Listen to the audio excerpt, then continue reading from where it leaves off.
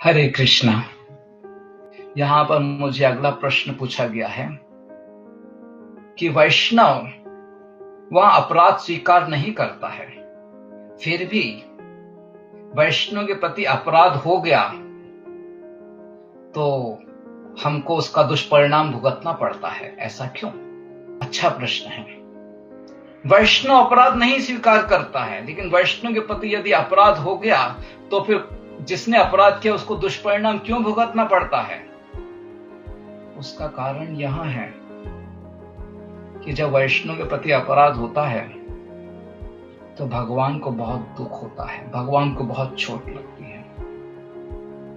दुर्वासा मुनि ने अम्बरीश महाराज के प्रति अपराध किया तो अम्बरीश महाराज ने तो उसे अपराध नहीं स्वीकार किया, और अम्बरीश महाराज संपूर्ण प्रजा के लाभार्थ ये जो उन्होंने व्रत किया था उस व्रत का ठीक से पालन करना चाहते थे, इसलिए पारण के समय में पारण होना चाहिए, इसलिए केवल चरणामृति कुछ बूंदे पी। शास्त्रों की शिक्षाओं के आधार पर, ऋषिगण के मार्गदर्शन के आधार पर उन्होंने सिर्फ केवल चरणामृत की कुछ बूंदे पी, लेकिन दुर्वासा मुनि बहुत क्रोधित हो गए इसके कारण कि मुझको भोजन कराए बिना उन्होंने चरणामृत की बूंदे पी ली, और उन्होंने अपने बालों को जमीन में पटक कर एक भयंकर राक्षस प्रकट किया और अम्बरीश महाराज से लड़ने के लिए भेज दिया। लेकिन अम्बरीश महाराज हाथ जोड़कर विनम्र रहे। अम्बरीश महाराज का कोई अपराध नहीं हुआ था, लेकिन अम्बरीश महाराज की जो भी गलती है उसके लिए जो भी सजा दुर्वासा मुनि देना चाहते थे वो सजा स्वीकार करने के लिए अम्बरीश महाराज तैयार थे। लेकिन भगवान को यह अच्छा नहीं लगा। भगवान ने तुरंत अपना सुदर्शन चक्र अम्बरीश महाराज की रक्षा के लिए भेजा और इस राक्षस का वध हुआ, और उसके पश्चात सुदर्शन चक्र दुर्वासा मुनि का पीछा कर दिया।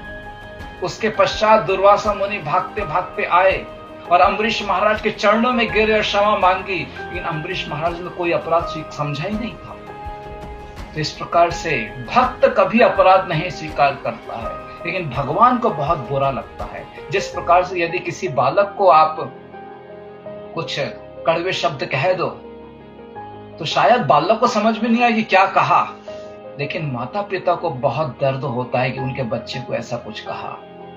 ठीक उसी प्रकार से वैष्णव अपराध नहीं स्वीकार करता है। वैष्णव तो अपने आप को बहुत नगण्य तुच्छ समझता है, लेकिन भगवान जो वैष्णव के पिता समान है उनको बहुत दुख होता है जब वैष्णव के प्रति अपराध होता है, और निश्चित रूप से भगवान उसका दंड हमें प्रदान करते हैं। तो इसलिए हम सबको वैष्णव अपराध से बचना चाहिए।